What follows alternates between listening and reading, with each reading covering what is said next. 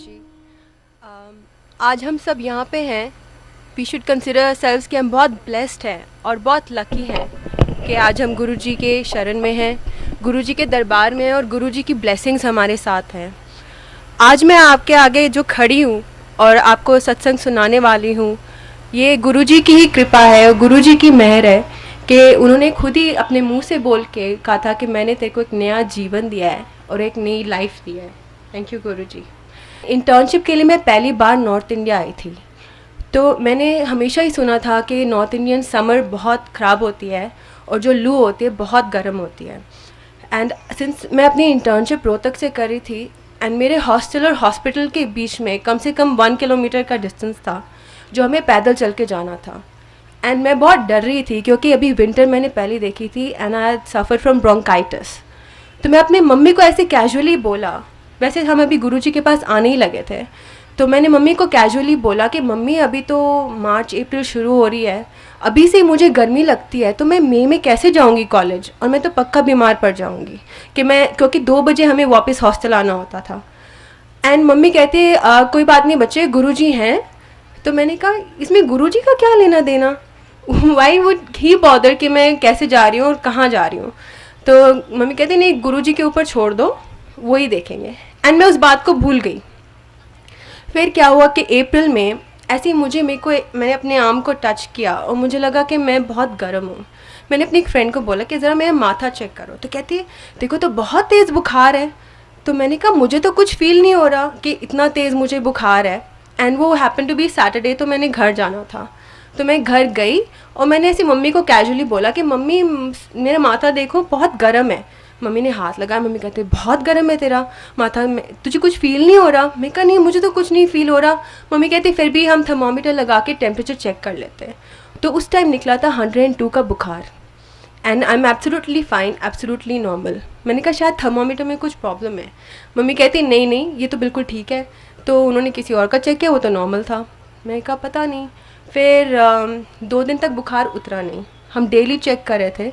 Mummy ने कहा नहीं डॉक्टर के पास चलते हैं। डॉक्टर के पास गए, टेस्ट कराए तो निकला टाइफॉइड, वो भी बहुत सिवियर वाला, the counts were very high. तो डॉक्टर ने बोला ये तो इमीडिएट बेड रेस्ट है एंड स्टार्ट ऑन एंटीबायोटिक्स। मैंने कहा ठीक है। मेरे को कुछ फील ही नहीं हो रहा था और मैं तो खुश हो गई, चलो मेरे को कॉलेज से छुट्टी मिल गई। एंड 5 साल से तब मैं घर पे नहीं रह रही थी, मेरे को मम्मी के हाथ का खाना खाने का मौका मिल जाएगा अच्छे से। फिर अब डॉक्टर ने मम्मी को साइड में ले जाके बोला कि मिसेस भाटिया इसकी तो स्प्लीन भी एनलार्ज्ड है, इसका लिवर भी एनलार्ज्ड है और ये तो बहुत ही सीवियर केस है टाइफॉइड का कि हमें नहीं लगता कि एंटीबायोटिक देने से भी ठीक होगा, हमें शायद इसको एडमिट करा के इंट्रावीनस देनी पड़ेंगी। और आप फिक्र मत करना कि अभी हम इसको 2 दिन ये देखते हैं एंड काउंट्स पे दोबारा चेक करेंगे। तो बट इसके बाल गिरने लग जाएंगे, इसको रैशेस हो जाएंगी, इसको डायरिया हो जाएगा और ये इसकी भूख बिल्कुल ख़त्म हो जाएगी। एंड मम्मी जब घर आती हैं और मेरे को ऑब्ज़र्व करती हैं, मैं बिल्कुल नॉर्मल हूँ, आराम से मम्मी को ये बोल रही हूँ कि आप मेरे लिए ये बनाओ वो बनाओ। एंड मम्मी कहती तुझे रैशेस नहीं है? मैं कहा नहीं मुझे तो कुछ भी नहीं है। मम्मी कहते तुझे फील नहीं होता तुझे बुखार है? मैं कहा नहीं मैं तो बिल्कुल ठीक हूँ। तो पापा गए गुरुजी के पास।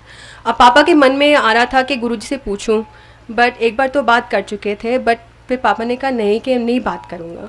फिर गुरुजी ने अपने आप पापा को बुलाया और कहा भाटिया अंकल, भाटिया आंटी क्यों नहीं आ रही हैं? तो फिर पापा कहते हैं गुरुजी आपकी BDS बेटी तो बीमार है इसीलिए। कहते हैं अच्छा तो ऐसा कर क्यों न पपीता और गन्ने का जूस पिला। मैंने कहा ठीक है। गुरुजी का अलग अलग तरीका होता है इलाज करने का। तो फिर वो आए, उन्होंने मुझे ऐसे बोला। मैं कहा पापा दैट इज़ रिडिकुलस। मैं कहा गन्ने का juice is the most unhygienic thing and पपीता वो भी डायरिया में। मैं कहा मैं तो नहीं ले रही। तो पापा ने कहा नहीं, गुरुजी की बात रखने के लिए मैं खुद अपने हाथ से और अपने आगे साफ़ करवा के गन्ने का जूस बनवा के लाऊंगा और पपीता तूने खाना है।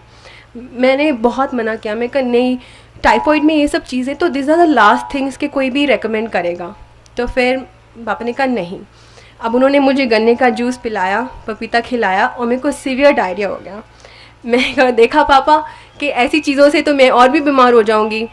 एंड नेक्स्ट डे इटसेल्फ मेरा बुखार उतर गया। फिर अब फिर हमने टेस्ट कराया तो देखा counts were absolutely normal and doctor हैरान थे कि इंट्रावीनियस एंटीबायोटिक्स की नौबत आ गई थी, ये एकदम कैसे चेंज हो गया। एंड नेक्स्ट डे जब मैं गुरुजी के पास गई तो मैं कहा गुरुजी थैंक यू, तो कहते देखा मैंने करा दिया तेरे सारे डॉक्टर फेल। तो मैंने कहा हाँ जी गुरुजी आपने सारे डॉक्टर फेल करा दिए। एंड में मैं ये कहना चाहूँगी कि गुरुजी को जब मैं सोचती हूँ गुरुजी के बारे में तो मुझे वर्ड एसोसिएशन यही आते हैं कि God, blessings, love, mother, father, everything, universe, life. Guruji is my everything and I'm sure Guruji is your everything too. Thank you.